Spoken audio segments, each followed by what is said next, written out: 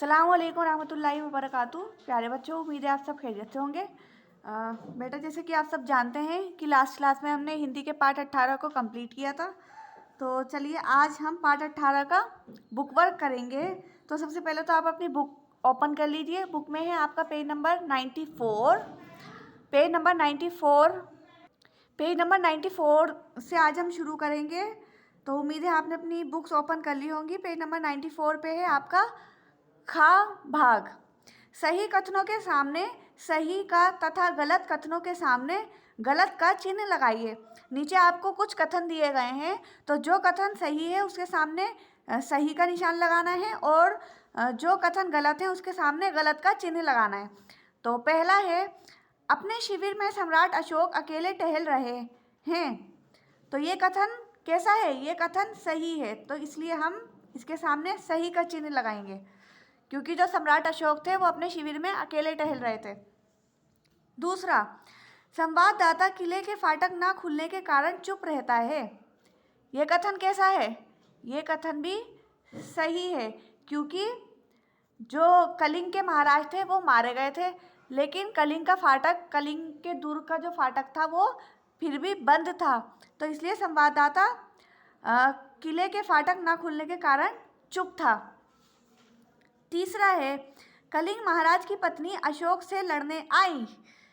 ये कथन कैसा है? ये कथन गलत है, क्योंकि कलिंग महाराज की पत्नी नहीं आई थी युद्ध करने के लिए। कलिंग महाराज की पुत्री आई थी, यानी उनकी बेटी आई थी अशोक से लड़ने के लिए पूरी सेना लेकर।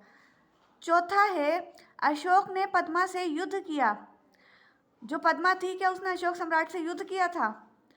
ये कथन कैसा है? ये कथन भी गलत है। पद्मा ने अशोक सम्राट से युद्ध नहीं किया था, क्योंकि अशोक सम्राट ने अपने हथियार फेंक दिए थे। तो जब उन्होंने अपने हथियार फेंक दिए थे तो पद्मा ने उनसे युद्ध करने के लिए मना कर दिया था कि हम भी निहत्थों पर वार नहीं करेंगे। पांचवा है, अशोक ने बौद्ध धर्म स्वीकार किया। जो अशोक सम्राट थे,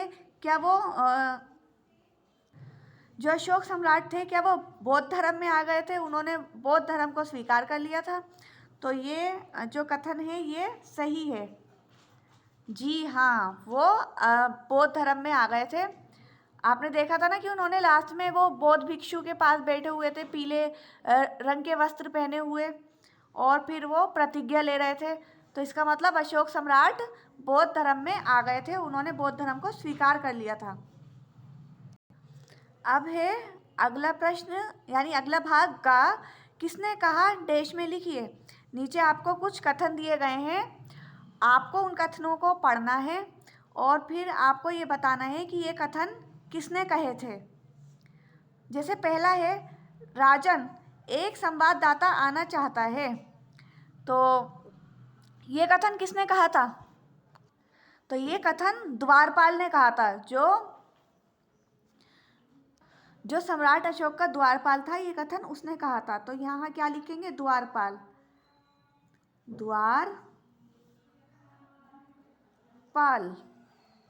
अब है दूसरा, कलिंग के महाराज युद्ध में मारे गए हैं। ये कथन किसने कहा था कि कलिंग के महाराज युद्ध में मारे गए हैं? जो संवाददाता आया था उसने कहा था ना। तो यहाँ हम क्या लिखेंगे? यहाँ हम लिखेंगे संवाददाता। ये कथन किसने कहा था? संवाददाता ने कहा था। तो यहाँ हम लिखेंगे संवाददाता। तीसरा, क्या साक्षात दुर्गा कलिंग की रक्षा के लिए युद्ध भूमि में उतर आई हैं? ये कथन किसने कहा था? ये कथन कहा था सम्राट अशोक ने, कि क्या साक्षात दुर्गा कलिंग की रक्षा के लिए युद्ध भूमि में उतर आई हैं। तो यहाँ लिखेंगे अशोक। ये कथन सम्राट अशोक ने कहा था, तो इसलिए हम अशोक लिखेंगे।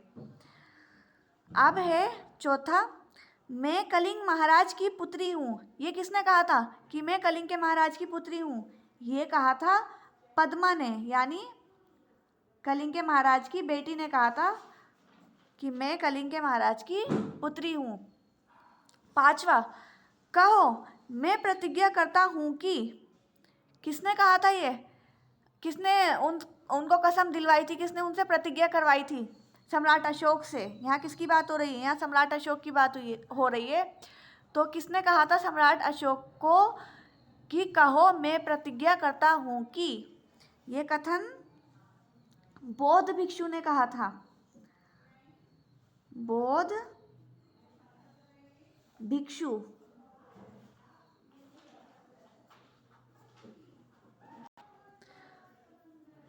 तो चलिए आगे बढ़ते हैं। आगे है आपका भाग घ। विलोम शब्द लिखिए।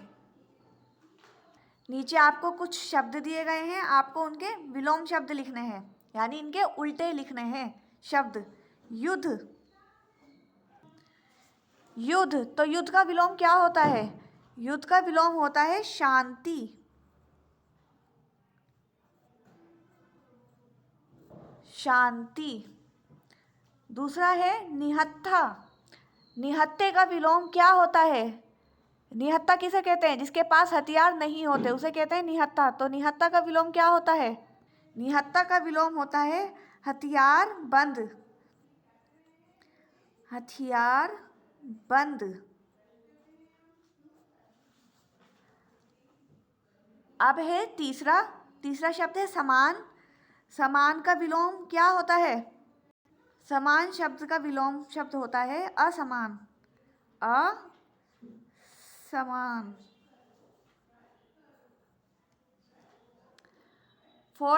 चौथा है आज्ञा।